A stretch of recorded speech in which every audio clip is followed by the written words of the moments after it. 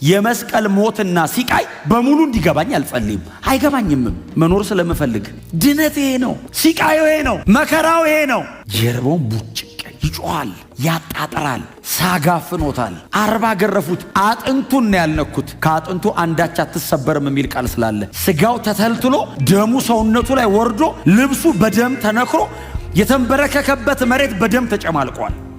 40 ገርፈውት እጁን ፈቱት። አልበቃቸውም። በቃ ይበቃል ተመለስ አላሉትም። አብ ከሰማይ እንደዚህ ይላል፣ አልጨረሰም።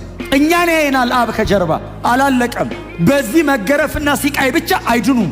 መሞት አለበት። ሕይወት ተከፍሎ ነው የሚሰጣቸው። ክርስቶስ በአባቱ ቀኝ የከበረበትን ለመክበር ኢየሱስ እኔ የምኖረው መኖር ነበረበት። ሆነው እሺ አለ።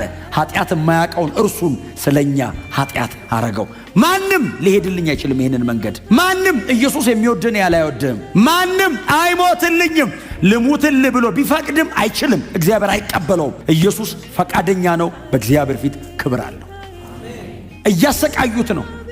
መሞት ብትፈልግ ሞት እንዲርቅህ ነው የሚያረጉ። ያንን ከባድ እንጨት አሸከሙት ላይ በዛ ቁስል ላይ ሳይበላ ነው ያደረው።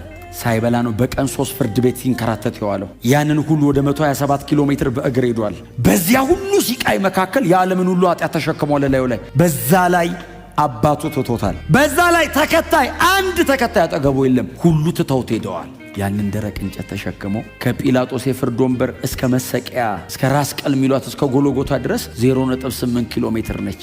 ቪያ ዶሎሮሳ ይሏታል። ዌይ ኦፍ ሶሮ ትባላለች። ሰው እንኳን በዚህ አይነት ሁኔታ ያንን ከባድ እንጨት ተሸክሞ አይደለም ኖርማሊ በእግሩ መውጣት ይከብደዋል፣ ጠንከር ያለ ሰው ካልሆነ። ኢየሱስ ተሸክመ ውጣ ሲሉት አልቻለም። መጽሐፍ እንደዚህ ይላል፣ ከባዱን እንጨት ይዞት ወደቀ። በጀርባው መሬት ላይ ወደቀ። እንጨቱን ይዞት ሲወድቅ ያ ላዩ ላይ የፈሰሰ ደም መሬት ላይ ያለውን አቧራ ይዞት ብድግ አለ። በደም ላዩ ላይ የረጋ ቀጥሎ ደግሞ አቧራ የያዘ በደም የተለወሰ አቧራ ላዩ ላይ ያለ። እንኳን ልታምንበት አታየው። እግዚአብሔር ግን የዘላለም ሕይወት ያስቀመጠው እሱ ውስጥ ነው።